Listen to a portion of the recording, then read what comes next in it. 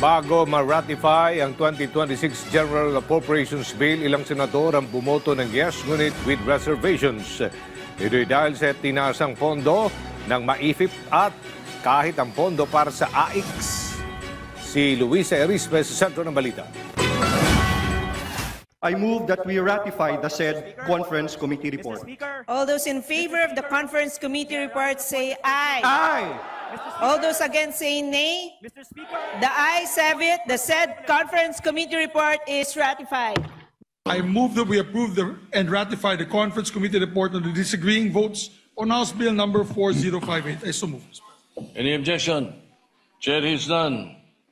The conference committee report on the disagreeing votes on House Bill 4058 is hereby approved and ratified.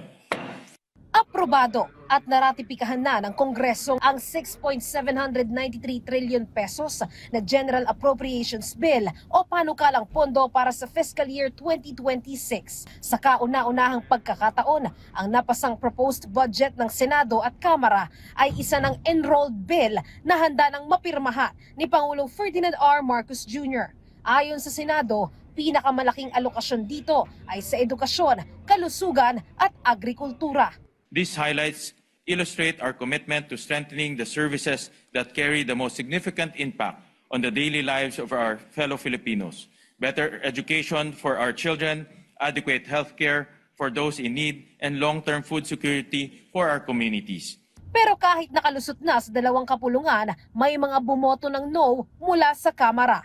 Si Representative Leandro Leviste, ihihirit sana ang pagtaas ng pondo ng House of Representatives. Unexplained increase sa House budget ng 18.58B na malaking bahagi nito ay napupunta sa MOOE.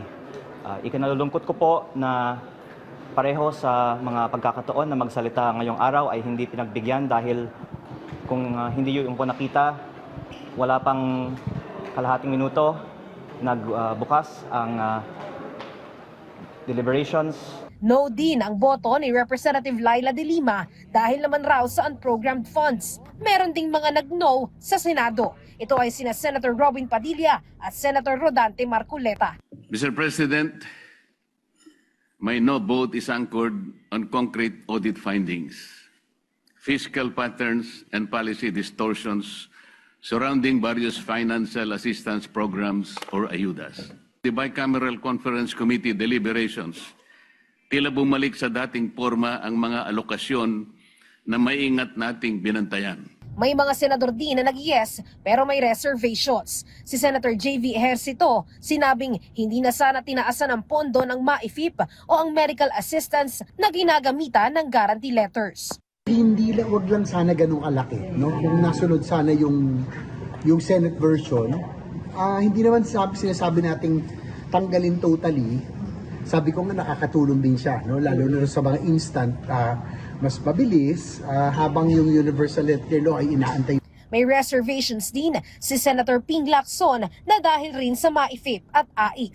Gayon din si Senator Loren Legarda at Senator Risa Hontiveros na dahil naman sa PhilHealth. Pero pagtitiyak ng mga mambabatas, may safeguards at hindi magagamit sa korupsyon ang pondo para sa susunod na taon, lalo na at may oversight committee na tututok sa implementasyon ng budget. Every now and then, dapat merong meeting oversight ang Committee on Finance. So, paano ginagastos? Lalo na yung may mga controversial issues. Bawal na rin ang politiko sa pamimigay ng ayuda dahil may anti-EPAL provision sa panukalang pondo. Ibig sabihin, bawal mangialam ang mga politiko sa pamimigay ng anumang klaseng ayuda. In-apply natin yun sa lahat ng cash aid, lahat ng mga ayuda programs ng gobyerno, na hindi pwedeng gamitin ng politiko for their own political patronage. Malaking safeguard yan na nailagay sa general provision. So, ibig sabihin, lahat ng programa ng gobyerno sakop nito. No? Para naman sa unprogrammed funds, ayon kay Gatchalian, naayos na ito at wala ng lump sum. Hindi na siya prone to corruption. It's 101%. No, kasi tinanggal namin sa BIPLO. That's 80 billion in lump sum fund na tinanggal natin. So, ang natitira nila doon, targeted expense. So, yung targeted expense for AFP modernization, for DTI's cars and race program, Meron din doon yung foreign assisted project. So lahat ito may pupuntahan. Kumpiyansa ang dalawang kapulungan na walang mavivito ang Pangulo sa budget. Luisa Erispe para sa Pambansang TV sa Bagong Pilipinas.